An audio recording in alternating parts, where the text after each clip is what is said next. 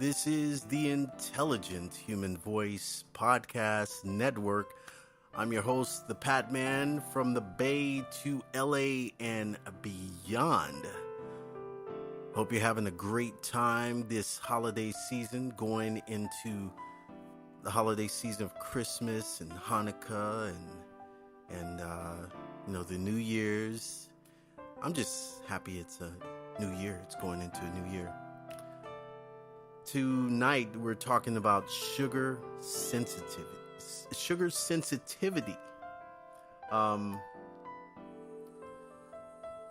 This is a serious subject to me because for the past couple years, I would say I've gone through what I can only describe is an awakening. You know, folks are going around saying, "Oh, I'm woke." Well, I've been woke for a very long time, but an awakening, it happens in spurts. You know, I've had a number of awakenings throughout my life, but this most recent one had everything to do with my biochemistry, and I could not figure it out. I couldn't figure it out to save my own life. Now, you might be thinking, what is sugar sensitivity? And I'm going to get into that. But I was at a point in my life where my mental health, and we're talking like just 5, 6, 7 years ago, my mental health was at risk.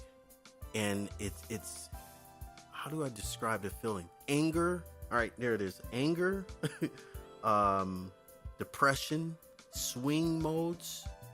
I was angry, and I didn't know why. And certain days I'd just be like, I could take on the world. Like all these ideas would come at me at one time, and I'd be fired up, and then I'll take a nap, and I'll go to sleep, and I'll wake up, and then I'm depressed. Like, I'm like, why? And I remember saying that to a buddy of mine one time. He's like, how's things with you? How's things going? We're talking. I was like, dude, I'm feeling I'm depressed. And he's looking at me. He's like, what do you have to be depressed about? You got a penthouse. You got your own car. You got a great job. You're doing stuff on the side. You got a girlfriend. What do you have to be depressed about? And I was like, I don't know. I said, you just don't understand it. I don't understand it. So a couple of weeks ago, now here's the thing. Here's the other thing I want to share. My family, when it comes to sugar, my grandfather passed away when I was in grade school in Oakland. In my junior year, my grandfather passed away. He had diabetes, but it was the complications of diabetes. He had to have his leg amputated, and then a year later he passed. I think he passed from a broken heart and the complications with diabetes. Because my grandmother passed first, then my grandfather passed. That's how it went down. So diabetes and diabetics, and at that age, receiving that information, because I was around my grandfather all the time. We were in church every Sunday. I didn't even know Sundays existed. Literally, I'm not lying about that. I didn't think Sundays existed because I was in church all the time. So I was with my grandfather all the time, even on Saturdays and choir rehearsal and whatnot. So this was huge. This was big for me. And from that point, I became angry. But I observed that anger. And I had to find a way to not be angry, because overall I'm a nice going person. I'm easygoing. I'm not a pushover, but I'm not the argumentative type. I'm not the kind just start fights or anything like that. I'll stand my ground, but I'm a nice dude. I'm a nice guy. But I noticed something, and how did I handle that? I didn't. I just became someone else. I became something else. Split personalities. Now, this is the interesting part, and this is why I'm getting to the point of split personalities. A couple weeks ago, when I discovered that there was this thing, this epidemic, you know, that Dr. Kathleen Des Masons, that's her name. She's the doctor. She's the addictive nutritionist for the book Potatoes Not Prozac. And I remember seeing this CD, and I'm looking at it, turning around, I was like, Potatoes Not Prozac? What the heck is this? And on the back, I'm going to read the back, what the back of the CD says. And this is from 2005. That's a trip. That's what's really tripping me out, because I'm like, how did I miss this? I'm looking at other things like ailments, inflammation, because I suffer from muscle spasms like most of my life, and doctors couldn't tell me what it was. It's like, oh, it's a rare condition. Everything I go to doctors, they're always saying, oh, it's a rare condition. Oh, we never heard this before. So I just set out in life to study wellness for myself, not to become a doctor, not to, work in a hospital. I just want to be able to fix myself on the fly, because to me, it did not make sense. It just didn't make sense to me on what happened. It's like it happened so fast with my grandparents when they passed away, and no one had answers. So I sought out those answers for myself, asking God, why? Asking the universe, why? And when people didn't have those answers, I went to find those answers myself. Where? In the library. I had like 7-8 library cards. The library was my place. And I would go to the herbalist. There was a herbalist shop in Berkeley. I used to always pop in and talk to this guy. There's also another guy on Telegraph I used to talk to. So I've taken this wellness approach since I was a kid.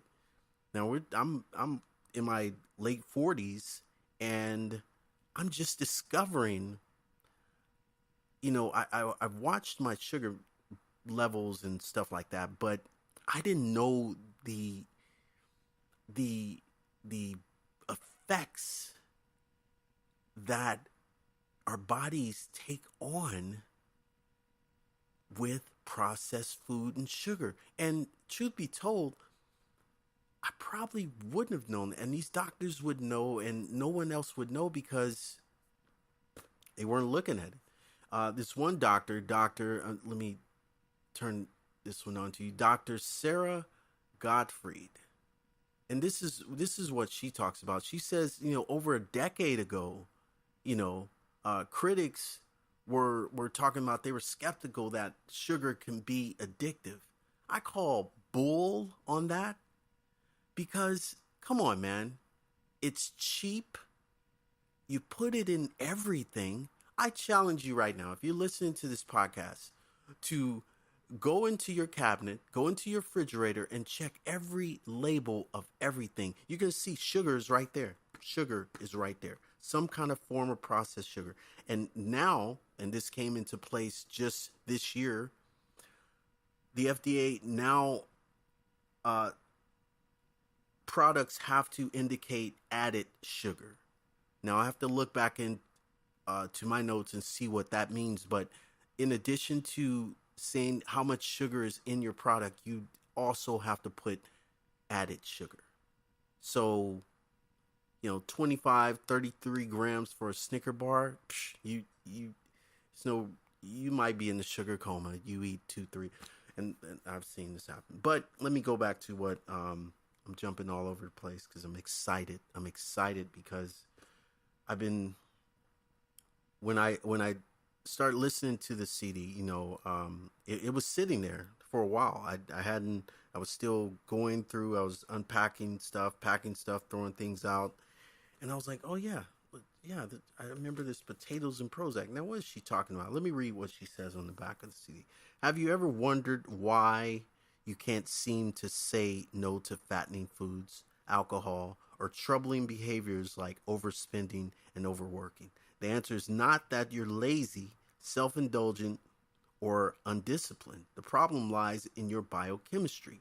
In her groundbreaking book, Potatoes Not Prozac, Kathleen Desmasons, I know I'm mispronouncing her name some kind of way, PhD, addictive nutrition expert, reveals that emotional troubles such as mood swing or depression often can't be healed by medication. I'm going to talk about that too. Her radical new way of finding and maintaining mental and physical health offers a prescription for changing our ways of eating. I read that and I was hooked. So I uploaded it onto my MP3 player, got on my bike ride, and I'm listening to it. And I put it on shuffle because I want to listen to some music and then some audio podcasts. You know, a few podcasts I listen to, and Dr. Kathleen comes on. She starts talking about it. You know, she talks about, you know, how do you know you're sugar sensitive? She said, well, you know, a person, let's take a chocolate chip cookie. Someone who is not addicted to sugar will probably eat a piece of cookie and leave it there. Now you've baked these batch of cookies, you know, the aroma. She said even our brains light up differently.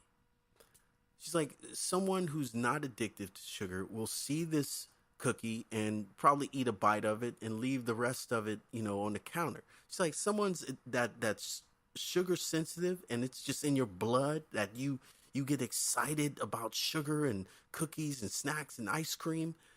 They will eat the entire batch of cookies and they'll look at you crazy if you eat just a piece of the cookie. And that is so true. For me, I'm talking about my own life and experience here. I'm a baker. This is how serious this is, people. This is how serious this is. I am a baker. I've been baking most of my life. I've been baking over 30 something years. I've been baking. But I stopped. I got conscious about the sugar, the amount of sugar, because I was buying sugar by the, you know, pounds. You know, you have to bake or whatever, you need sugar. I got conscious about, I got out of nowhere. And this was before I learned about, you know, Dr. Kathleen and sugar sensitivity. I just thought I should take a break, period, from using that much sugar. Because I used to see my brother just eat sugar with a spoon. He would go in there with a spoon and eat sugar. He would eat it. And now what I'm understanding is that this guy, this guy had an addiction. We all have this addiction, but sugar has been our life from day one. To see my brother take a spoonful of sugar and just eat it like that and drink it down it with some water, I was like, dude, you shouldn't do that. I didn't know the offset of what sugar does to you, but I was like, dude, you should not be eating straight sugar. And he would put so much sugar in his already frosted flakes. I'm like, my God, that's why my brother was always bouncing off the wall. This guy was always bouncing off the wall. And having these, you know, tantrums, mood swings, crazy. Now, here's the thing. In my adult life, that's where I start noticing my thing. But even in my younger life, mood swings, big time. Depressed, big time. It hit me big time my last year of high school. Suicidal thoughts? Absolutely. Have I had suicidal thoughts in my adulthood? Absolutely. And that's what the doc is talking about. She's like, things, your neurotransmitters, serotonin levels, beta endorphins, they are off. It is an imbalance, and this is a problem, but you can fix it. You can fix it, and you can start right now.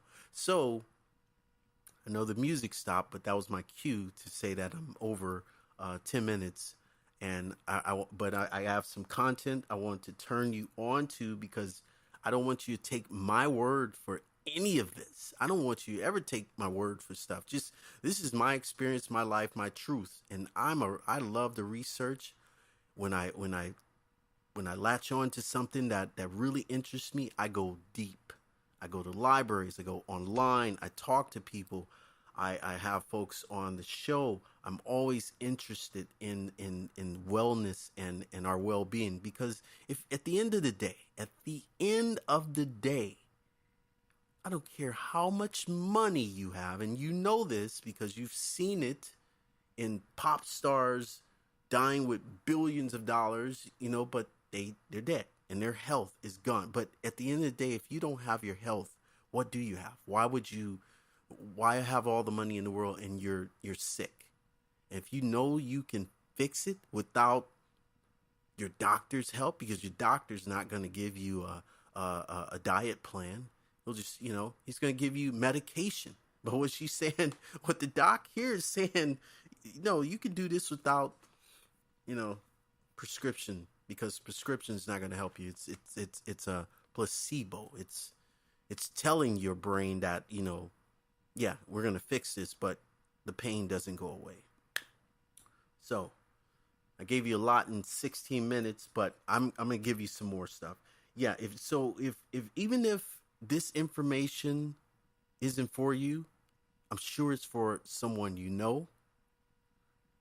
Forward them the podcast link. Forward them all the information. Actually, just forward them the podcast link, and don't say anything. Don't say anything about it. Just like, oh, check this out. Listen to this guy, what he's talking about. I'm going to turn you on to a few books that really started it all before I came across Potatoes, Not Prozac. The first book was a few years ago. Now, this was around, this may be 2010. That was almost 8 years ago. So in 2010, I lost my taste buds. How does that happen? I don't wish that on my worst enemy, to lose your taste buds. I thought it was from too much alcohol, because I'd gone to Canada. I went on a trip to Canada, a couple of boys of mine. We went to Canada. We did a trip and we drank. That was probably the most alcohol I've drank, but I was in Canada, so why wouldn't I drink? I'm on vacation, first vacation in God knows how long. And I had this dry taste in my mouth. It's real dry, like my tongue was prickly. And I was like, okay, that's not normal. That's not okay. What the hell's going on? Looked into my book of remedies to try to fix it. Nothing was working. Finally went to the dentist. He gave me something to gargle with, and then it kind of went away. But for about 2.5 weeks, I lost my taste buds. My lips had turned purple, and it was just weird, because I thought it would go away. Like for a couple of days, I thought it would go away. I thought the taste buds would come back, and it's just me. I just need to drink more water.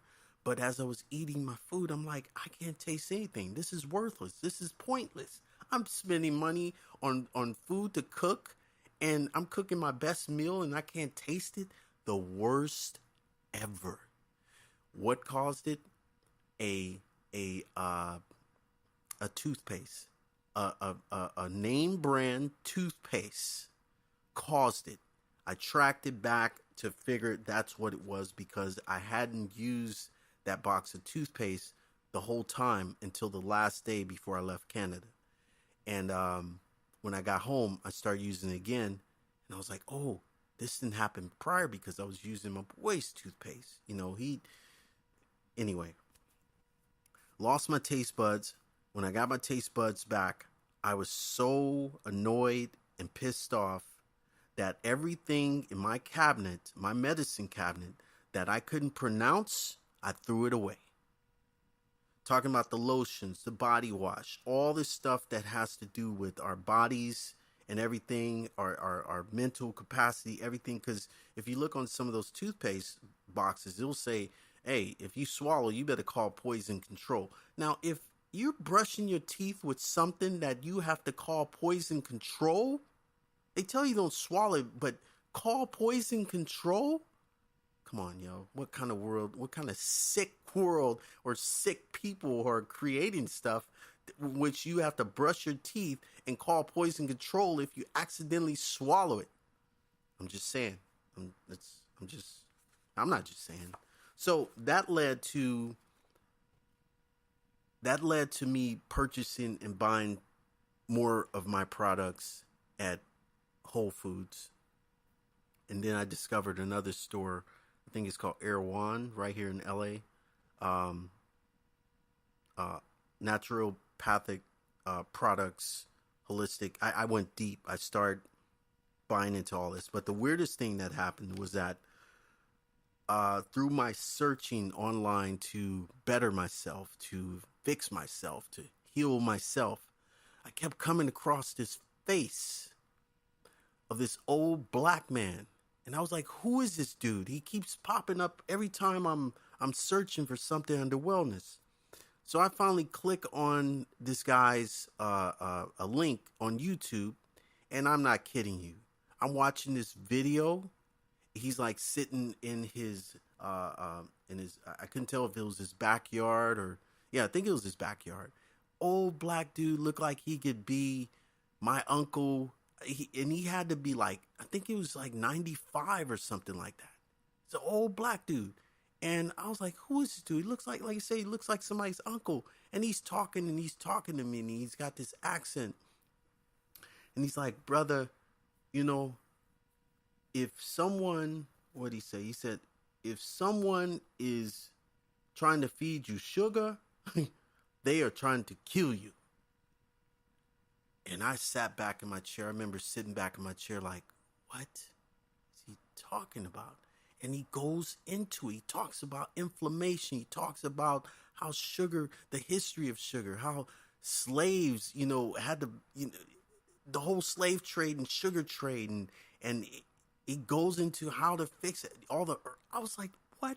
Who is this dude? So I spent a whole weekend watching this guy's documentaries and his talks and his speeches, and discovered who he was.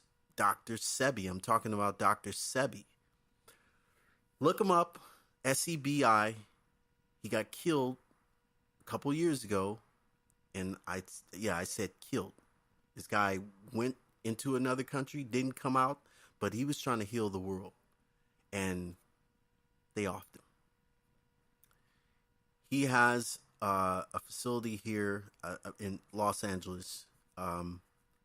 After looking at all these documentaries on YouTube and reading into all the herbs that he was using, this, that, and the other, and everything he was recommending, I went and got a consultation. 15 minutes later, I'm spending like $320 on supplements because I was that sold on what he was talking about. And it works. Everything works. There's so many things out there that work, but you got to have the observation of yourself. You have to want it to work. You have to reflect. You have to journal. You have to realize that you have an issue that you do not understand. And I'm here to tell you, it's the processed foods. It's the processed foods. It's the environment. It's everything. But the food, what you take in every day, from the moment you wake up in the morning to the moment you go to sleep, I'm pretty sure it's sugar-fied. I'm sure it is. And I'm going to walk through that process just of a scenario of somebody I know, in which you probably know, in which they follow this same sugar addiction and not even thinking about it. But anyway, real quick, from Dr. Sebi led to this book. It's called Pure, White, and Deadly. It's by John Yudkin. It's called Pure, White, and Deadly, How Sugar is Killing Us and What We Can Do to Stop It. Now, this guy, he breaks it down with numbers, percentages, when it started, the production. He gives you the history. He gives you everything. So if you really want to really dive into, and he's got a package of sugar with a crossbones on it. I think that's pretty accurate right there. Sugar is deadly, especially the refined stuff. But here's the thing. Here's the beauty about it. There are other alternatives now. You don't need to use white sugar. There's no reason why any of these products should still be using refined white sugar. It should be banned. It is a drug. It's the real war on drugs. If you really want to go there, it's the real war on drugs. Now, I'm not stopping there either. Caffeine, there it is. Caffeine. I was sharing with someone today. I don't drink coffee. I don't like coffee. Coffee gives me the shakes, and I know why now. It acts as a diuretic. That's the word I'm looking for. Maybe I'm not pronouncing it right, but it gives me the shats. Yes, it does. Not only that, by the time I'm done with it, it's a milkshake. It's a milkshake. I got so much creamer in there. They got all these different creamers. Almond Joy creamer, Cinnabon creamer. I mean, what? That kind of sugar on your stomach in the morning, first thing in the morning with some coffee, cannot be good in the long haul of things. I'm not going to say, I'm just saying, I'm doing this podcast for a reason. The second book I want to turn you on to, it's called Stayin Alive in a Toxic World. Written by Wade T. Lightheart and Katrine Volonsky.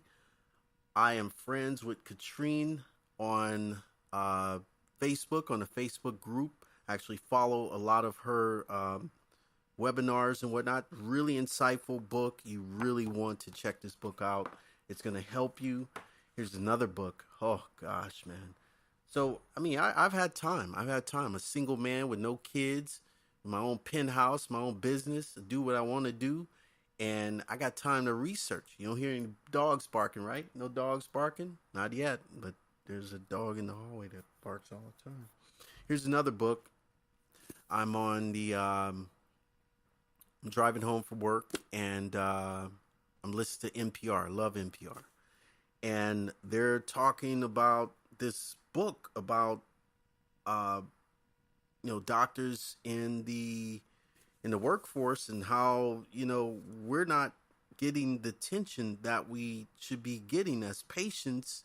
And this is real. And talking about color-wise, hey, black people are getting messed up in the hospitals and the doctors and the medical profession, and you need to pay attention to this. And they're just going on and on. I was like, what the hell? The book is called Black Man in a White Coat. It's a doctor's reflection on race and medicine by Damon Tweedy, MD. You know what? It's a bit much for me. I had to take it in little doses because I was getting extremely pissed off. I was already not in a great mood about, the medical profession itself. And when I read that book, but it made me pay attention, and it opened up a different conversation with my physician, that when I would go see this guy, I went there with my health binder. The notes that he had, I had notes. Every checkup, boom, I was there. So routine checkups, the whole nine. But did this guy ever say anything about, oh, maybe you're sugar sensitive? He's like, no, you don't have diabetes. Your cholesterol is good. This, that, and the other. I'm like, yeah, but dude, something's off. I'm telling you. And he finally gave me some time off after I asked for it. I really asked for it. I was like, dude, I need it. I just hit a brick wall and I am going nuts. So yeah, I turned you on to 3 books. Let me share with you, the Dr. Kathleen has a website. It's called RadiantRecovery.com. She has 7 steps that you would follow to on your path to healing yourself from the sugar addiction. Now, you would think she would come right off and say, all right, just cut sugar off, right? Boom, that's it. No more sugar, no more. It's impossible. And she says that she was a a sugar addict herself. And she came to this whole realization, studies and the whole nine, and was like, done. Um, but she talks about that. No, you can't go cold turkey. This stuff is a drug. Sugar, for the record, is a drug. If it can wreak this much havoc on your entire body, your entire brain, your whole system itself, your skin, it is a drug. It's legalized, but it's still a drug. And we'll go into that in a whole nother podcast on political awareness and consciousness and all that. We'll talk about this because in my book, sugar is a drug. The processed stuff, that's even more of a drug. But the doctor has done the work for you, and people are recovering. I'm recovering. I've observed everything for the past 2 or 3 weeks. I've been observing everything, writing stuff down, writing what I'm eating every day, following these steps. But I want you to check it out for yourself. Go to radiantrecovery.com and go to the 7 steps and read it for yourself. So you'll be able to process and go back to it and read it again. Because like I said, she doesn't talk about, going cold turkey. She's like, it's a gradual thing.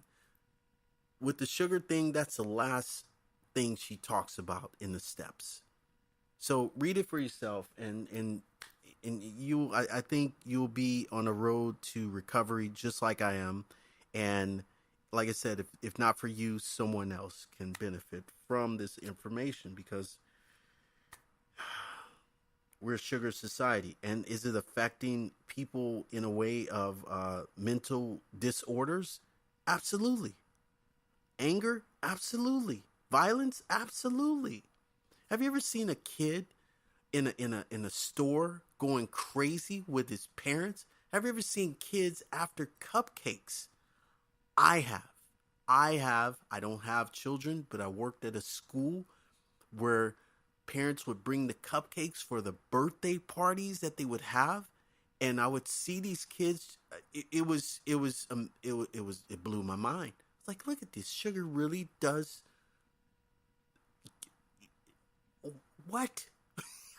I'm losing the words because I watched it happen. Their eyes get all big, and then it's time for them to go, and they're having a tantrum with their mom. I want to go. I want another cupcake. Oh, here, I'll have another cupcake and shut up. And that's what we do: shoveling sugar in our kids' mouth to shut them up. It's not the way, people. It's not the way. It's a better way. And between Dr. Kathleen with Potatoes and Prozac, the books and titles that I've just given you, I think you're on the path to helping yourself and helping someone else. Dr. Sarah's Gottfried's website is Sarah, SarahGottfriedMD.com. And maybe I'll put a link on my Facebook, because there's a / America's #1 addiction might shock you. I did a search on Google. I always type in, I typed in America's coffee addiction. And I don't usually click on the first thing, but I'll scroll down to see what resonates with what I'm looking for. I also typed in on a Google search, coffee and sugar addiction in America. And I want you to type that in as well and see what comes up, and then you'll see what I'm talking about here. I think we covered a lot of ground. I think I got my point out. And I want to say a little prayer. I want to say a little meditation for those who are listening right now, those who will listen, and know that, there's freedom. There's freedom in this. Knowing that there's something that is imbalanced within your body, your God conscious body, because you are part of God. You are part of this higher consciousness. You are a spiritual being having a physical experience. So with this physical body, you have to take care of it. And you now have the tools to take care of it. You know, when I was trying to fix myself, you know, my doctor, he says, who belongs to a very prestigious medical hospital association, says, well, we can't do anything about that. But if you have your medical card, I was like, do you have it? I said, yes. He's like, okay, there's a number on there you call, and you call that number, and they'll get you a psychologist, blah, blah, blah, to talk to, and that should take care of things, blah, blah. Well, here's the thing. I called that number. I told these people what my issue was. They gave me a list of 30 psychologists, 30 of them, 30 psychiatrists or psychologists. Anyway, they were mixing the words up. I wasn't. But they gave me 30 names and numbers and addresses for these doctors. Somebody I can talk to about my mental imbalance that I was feeling on the job, you know. And I called these doctors. Do you know not one of these doctors called me back? Not one. 30. All of them were women, by the way. All of them were women. There was one guy. I believe there was one guy. But I ended up calling all the women. I left a message, a voicemail. They did not call me back. The guy called me back only to tell me that he could not help me because he was booked. I was like, I'm having an issue here. I'm doing everything that I'm supposed to do, and no one can help me. This is how it happens, people. This is why I'm doing this podcast on sugar sensitivity. This is real, and this is how we're going to help each other. Help is out there, but it's not where you think it is.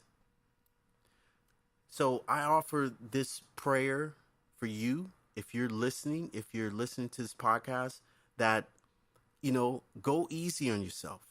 Because now you have the answers. I've just given you the resources to follow up and follow through on to help yourself. But go easy on yourself now, because it's going to be a challenge. It's as the doctor said on her newsletter. This is like learning a new language, and learning a new language takes practice.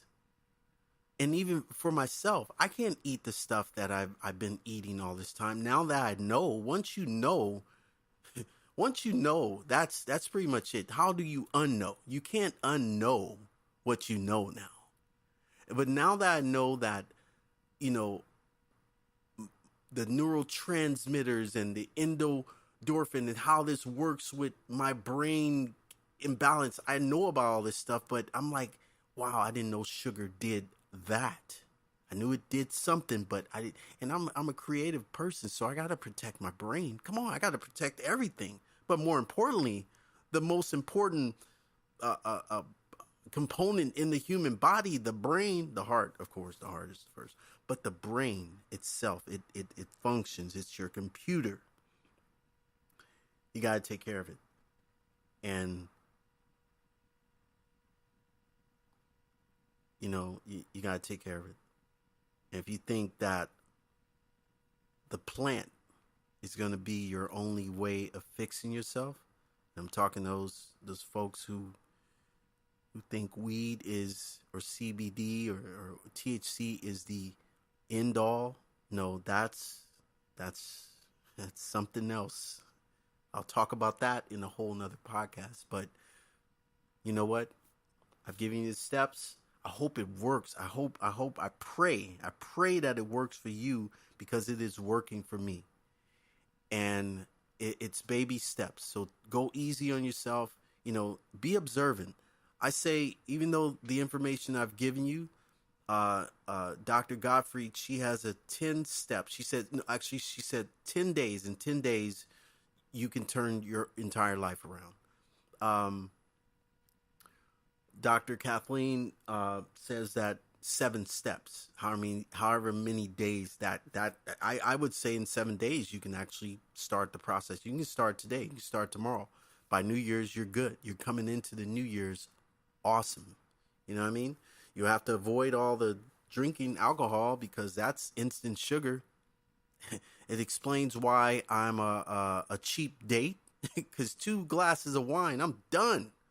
1 shot, maybe 2 shots of tequila, I'm done.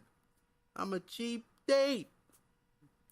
So I think that's it. I think we're going almost into an hour. But that's good. I hope I covered a lot of ground. Hope I was captivating enough,